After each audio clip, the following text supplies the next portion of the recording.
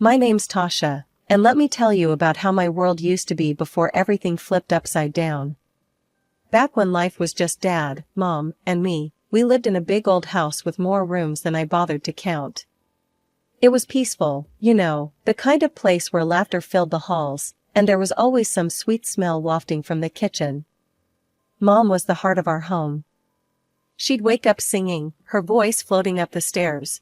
"Tasha, rise and shine, sweetheart."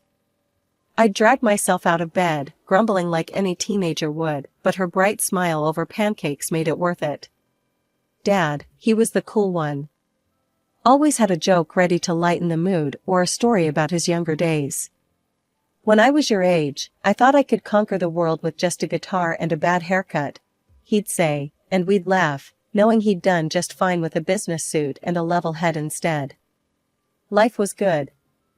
More than good, actually, it was perfect.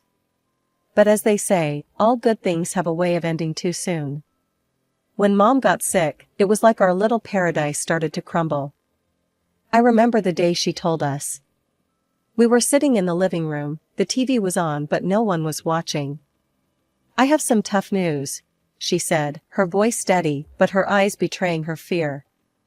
"Cancer." That word hit me like a ton of bricks. Dad reached for her hand, and they shared a look, a silent promise that they'd fight it together. The months that followed were rough. Hospitals, treatments, Mom losing her hair, but not her spirit.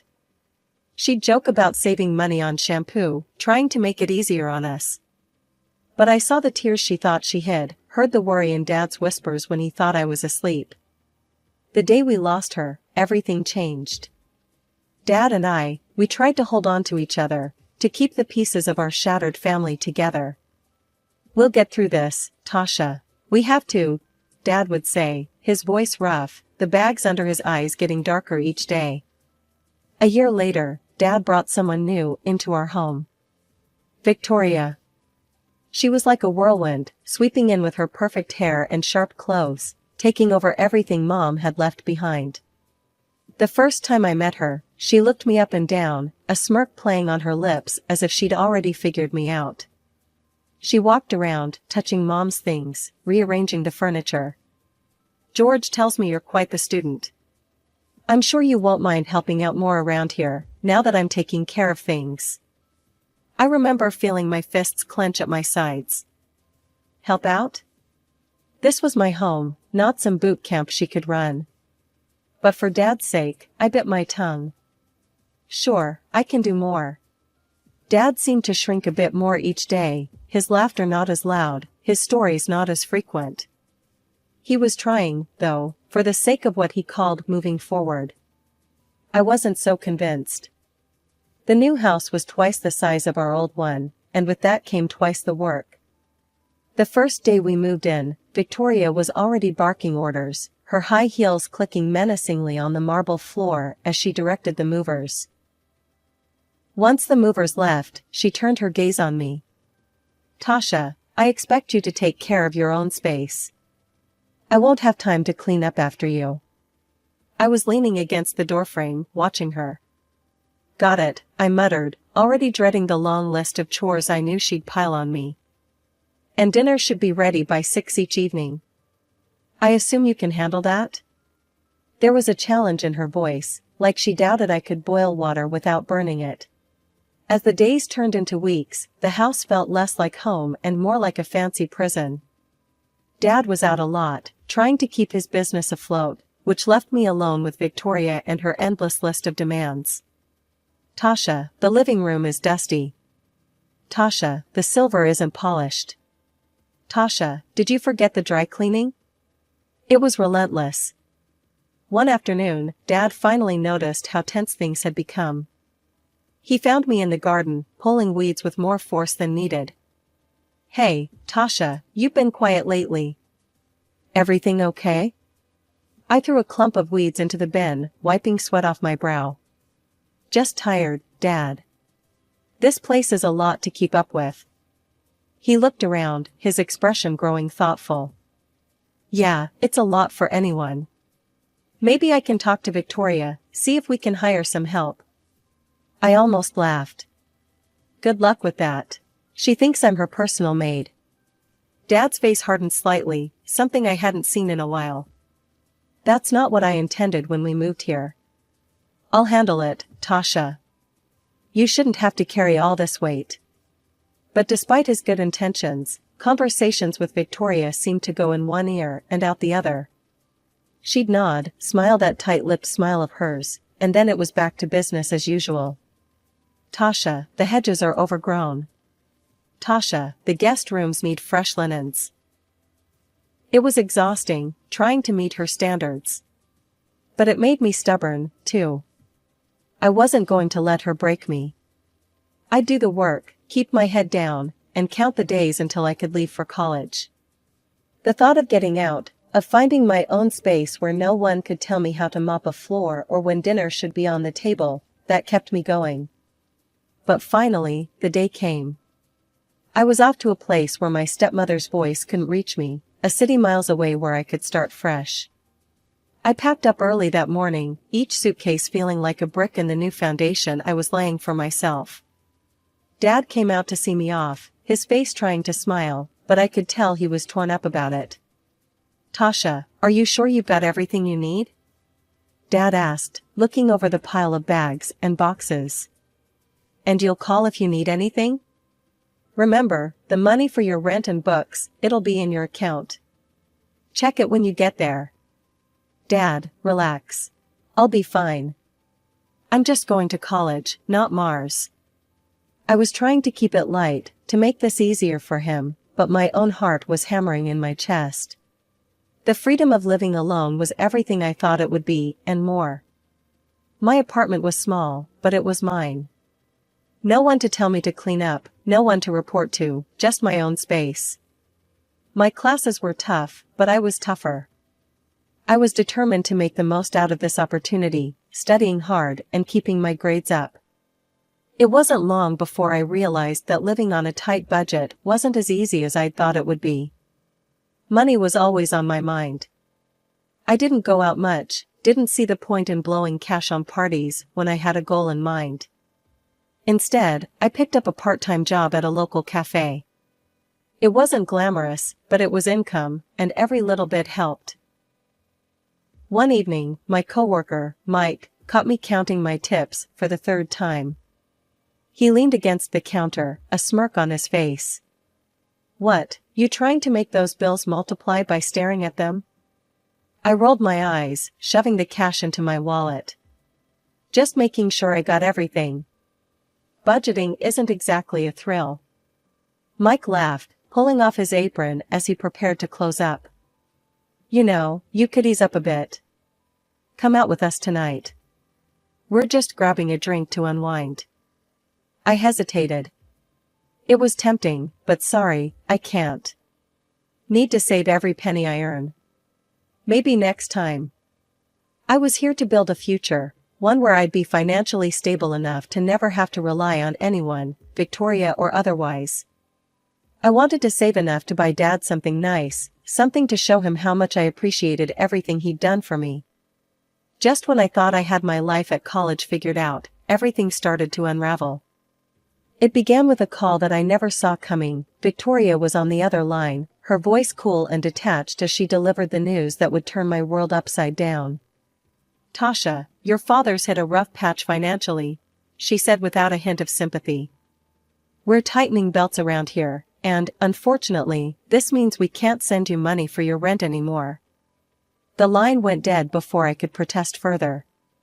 I was stunned, the reality of my situation slowly setting in. No more money meant no more apartment on my own, no more safety net. I had to act fast. I explained my situation to Jenny, my college friend and classmate. She was as kind-hearted as they come, always ready to lend a hand or an ear, whichever you needed more. Tasha, that's awful. Look, why don't you move in with me? We could split the rent, and it'll be cheaper for both of us, she offered, while we were studying in the library. Moving in with Jenny was a breath of fresh air during a suffocating time. We shared costs, which made life somewhat more manageable, but just as I was adjusting to this new normal, another blow came 6 months later. Victoria messaged me on a social network this time.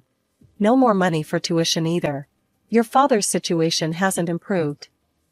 You need to stand on your own now. Reading those words, I felt a mix of anger and despair. My savings were meager at best, eaten away by bills and necessities.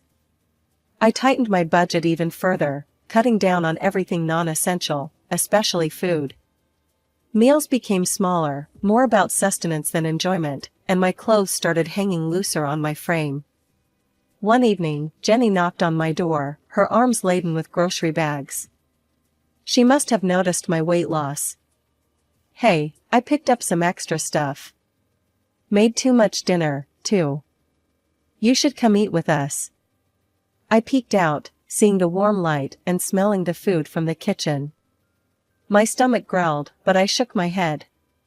Thanks, Jen, but I can't. I need to save every penny. I've got to pay for tuition somehow. Jenny frowned, setting her jaw stubbornly. Tasha, you need to eat. And you're not paying for this, okay? It's just leftovers.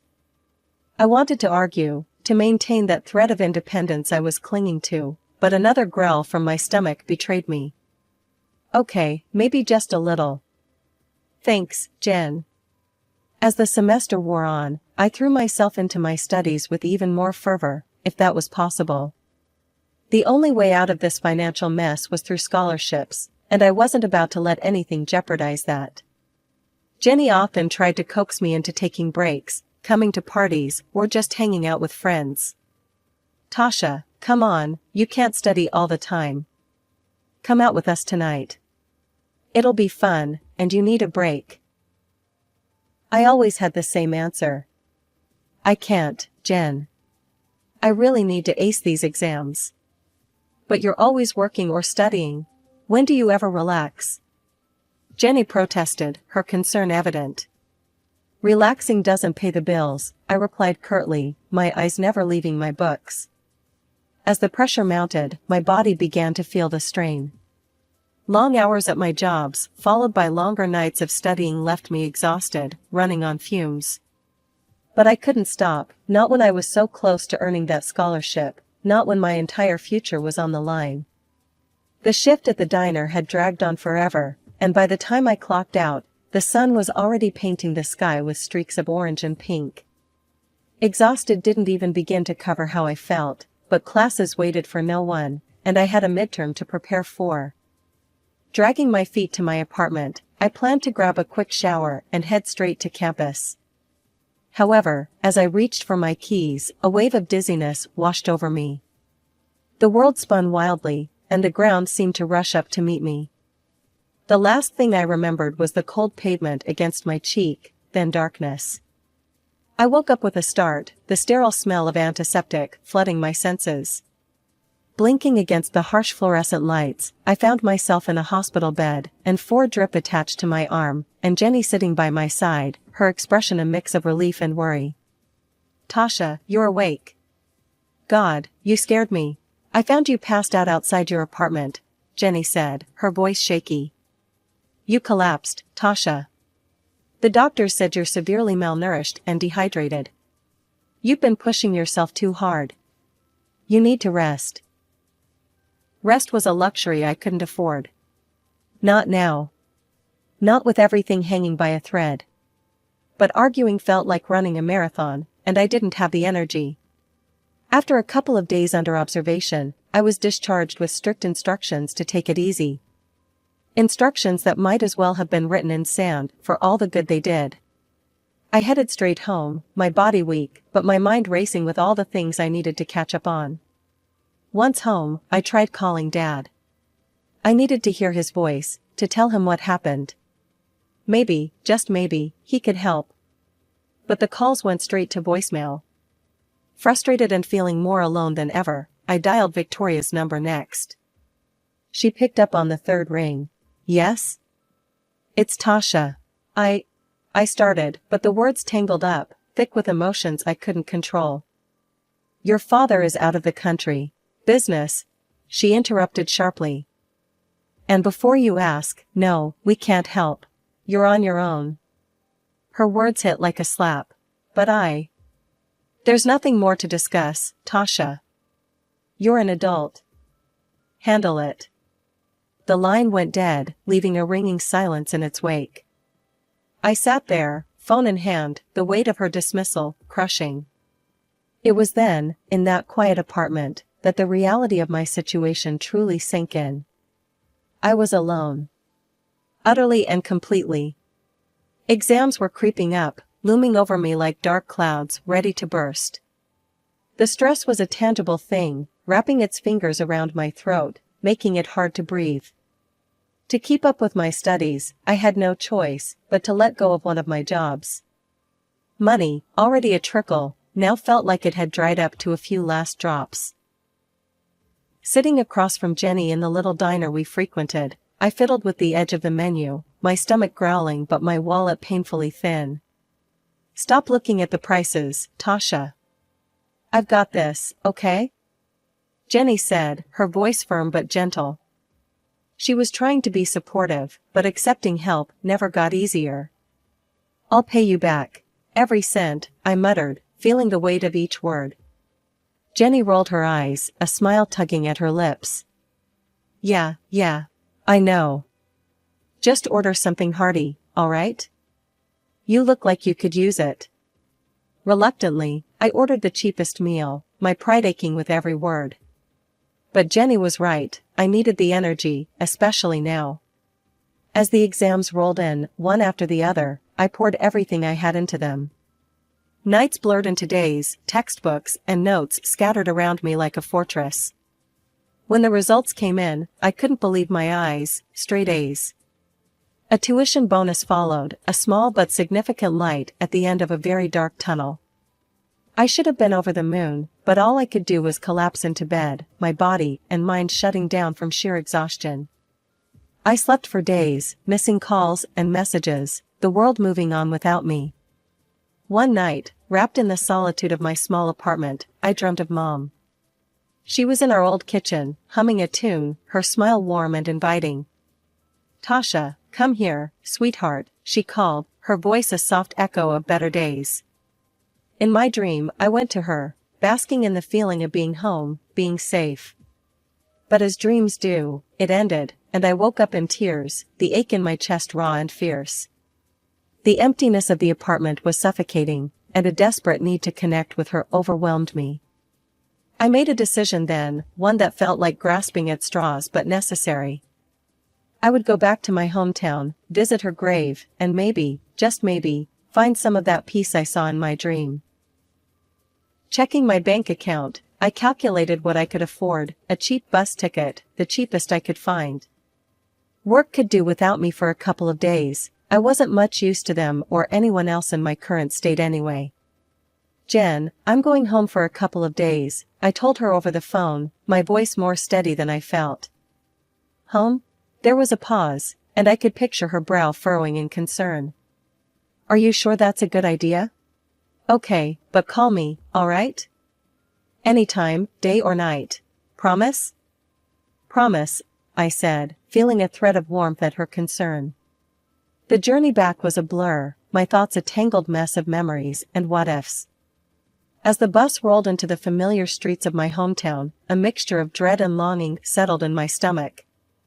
It was supposed to be a simple visit, a moment to feel close to Mom again, but as I walked among the familiar gravestones, a figure in the distance caught my eye.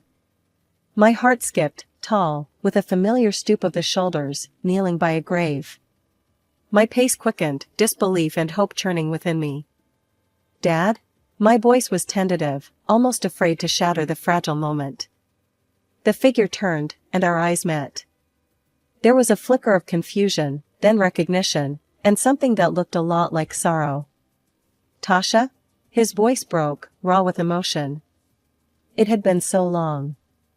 I ran to him, no longer caring about the cold or the tears that had started to spill over. Dad, what are you doing here? He rose quickly, nearly stumbling in his haste, and enveloped me in his arms. I was suddenly 5 years old again, safe and cherished. I had a dream about your mother, he confessed, pulling back just enough to see my face. She told me to come here today. I gasped, the parallel too stark to ignore. I had a dream about her, too. That's why I'm here. Dad wiped away my tears with an old handkerchief, rough and a bit frayed. Seems like she's still looking out for us, huh? Yeah, seems like it, I agreed, laughter mingling with my tears. We should talk, Tasha. Come back to the house with me, Dad suggested, his tone hopeful yet cautious. I hesitated, images of Victoria's cold stares flashing through my mind. Are you sure? What about Victoria? She'll manage. You're my daughter, and we have a lot to catch up on. His voice held a firmness I hadn't heard in a long time. The ride to the house was filled with an awkward yet comforting silence. When we arrived, Victoria was in the front yard, pruning roses with sharp snips that seemed to echo her mood. Tasha? What are you doing here? She stood up straight, her eyes narrowing as she took in my presence. I stepped forward, bolstered by Dad's presence. I came to see Dad. We have some things to talk about. Dad nodded at Victoria. Why don't you make us some dinner? We'll be inside. Her mouth tightened, but she nodded stiffly and headed inside. Dad led me into the living room, a space that once felt warm but now seemed curated for appearance rather than comfort. The tension in the dining room was thick enough to cut with a knife. Victoria, looking paler than usual, was fussing about leaving the house on some urgent errand, but Dad's voice stopped her cold. Sit down, we're not done here. Reluctantly, Victoria sat, her hands twisting nervously in her lap. Dad turned his attention to me, his brow furrowed in concern. Tasha, you've lost so much weight. Are you on some sort of diet? I shook my head, a bitter laugh escaping me. Diet? Hardly. It's not choice, Dad, it's necessity. I've been struggling to make ends meet because I've been paying for my tuition and all my living expenses by myself. His confusion was apparent. What are you talking about? I've been sending $3,000 every month to cover your expenses. It's been sent to your account on the 15th every month without fail. I stared at him, stunned. What? Dad, I haven't seen a dime of that money for the last 2 years. I've been working 2 jobs just to pay my bills and tuition. The color drained from Dad's face as he turned to Victoria. Is this true? Where's the money, Victoria? Victoria stood up abruptly, her chair scraping loudly against the floor. I needed it. It wasn't supposed to be permanent. Dad's voice was a low growl. Tell me everything, now. She hesitated, then spilled the beans. I got involved in a financial pyramid scheme. I thought I could make a quick buck, turn around our financial woes, but I ended up in debt. The people I dealt with, they're not the kind you say no to. I used Tasha's money to pay them off. I thought I could replace it before anyone noticed. Dad's hands were shaking. You endangered my daughter's health, her education, over a get-rich-quick scam? And you hid this from me? I didn't know what to do, Victoria whimpered, her usual composure shattered. You're going to leave. Tonight, Dad said firmly, standing up. And we're done here. I want a divorce. After Victoria hurriedly packed some belongings and left, Dad turned to me, his eyes filled with sorrow. Tasha, I'm so sorry. I had no idea. From now on, I'll handle your finances directly. No more middlemen. I managed a small smile. Actually, Dad, I got a scholarship recently.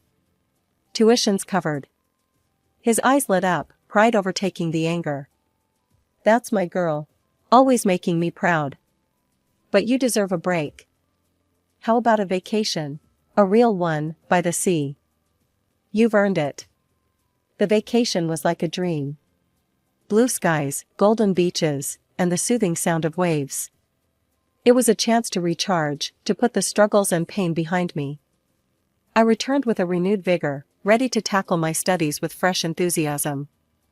Now, back at school, I still worked part-time, not out of necessity, but to save up for something special, a gift for Dad, a thank you for everything. Despite the hardships, the challenges, I found myself attending the occasional party with friends, allowing myself to enjoy life, not just endure it. "I see you're going out more," Jenny noted one evening as I dressed up. "Yeah, trying to find a balance. I guess I'm learning it's okay to have a little fun," I replied, adjusting my earrings. "Just don't forget about us when you're famous," she joked, throwing a cushion at me. "I won't. Could never," I laughed, feeling lighter than I had in years. As I looked at myself in the mirror, I saw a reflection of someone who'd been through a storm and emerged stronger. I was still careful with money. Some habits are hard to shake, but now it was not out of desperation, but out of a desire to build a future I chose. A future that was finally looking bright.